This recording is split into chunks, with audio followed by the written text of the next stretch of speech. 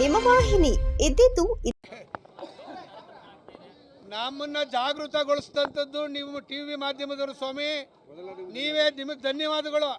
ನೀವೇ ಪ್ರತಿನಿತ್ಯ ಹೆಣ್ಮಕ್ಳು ಕ್ಯಾಕರು ಸುಗಿತಾ ಇರೋದನ್ನು ತೋರಿಸಿದ್ದೀರಿ. ಬಸ್ಸಲ್ಲಿ ದಿನ ಗುದ್ದಾಟ ಮಾಡೋದು ತೋರಿಸ್ತಾ ಇದ್ದೀರಿ.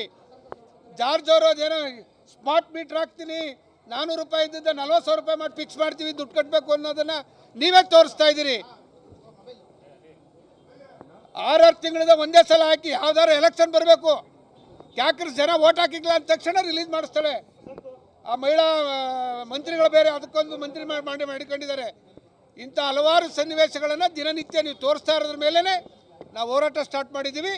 ನೀವು ಯಾವುದೇ ಉಚಿತ ಭಾಗ್ಯವನ್ನು ಏನು ಕೊಡ್ತಾ ಇದ್ದೀರಿ, ಪ್ರತಿ ತಿಂಗಳು 1ರಿಂದ 5ನೇ ತಾರೀಕೊಳಗೆ ಕೊಡುವಂಥದ್ದು ಆಗಬೇಕು.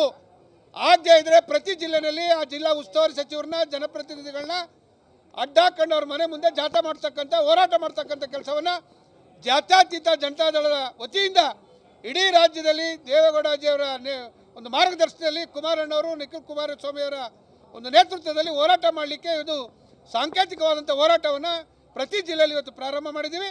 ಇವತ್ತು ಮಂಡ್ಯ ಜಿಲ್ಲೆಯಲ್ಲೂ ಆ ಕೆಲಸ ಮಾಡ್ತಾ ಇದ್ದೀವಿ.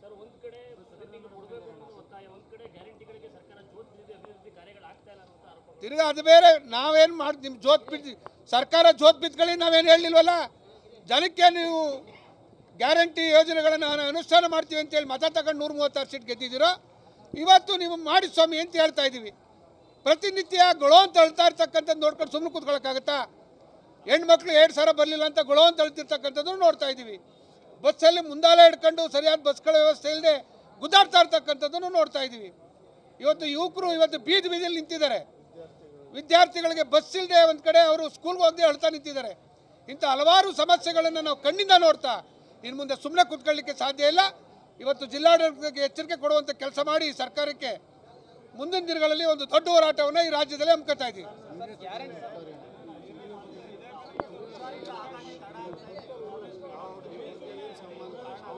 ಸರ್,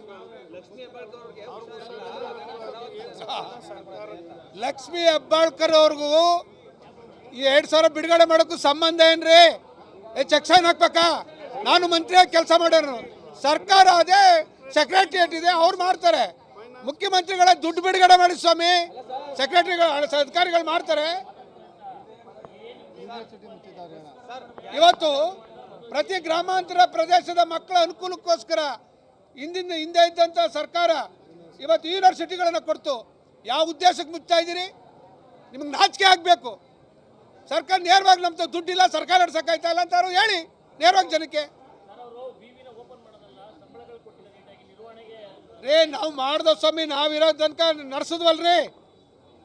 ಈಗ 20 ತಿಂಗಳಿಂದ ಈಚೆಗೆ ನಿಮ್ಮ ಸರ್ಕಾರ ಬಂದ ಮೇಲೆ ಏನಾಗಿದೆ ಅಂತ ಶ್ವೇತಪತ್ರ ಹೊರಡಿಸಿ. ನಿಮ್ಮ ಕೈ ಮಾಡೋಕ್ಕೆ ತಾಕತ್ತಿದ್ದಾರೆ, ಮನೆ ಹೋಗಿ ಬಂದವರು ಯಾವನಾರ ಮಾಡ್ತಾನೆ.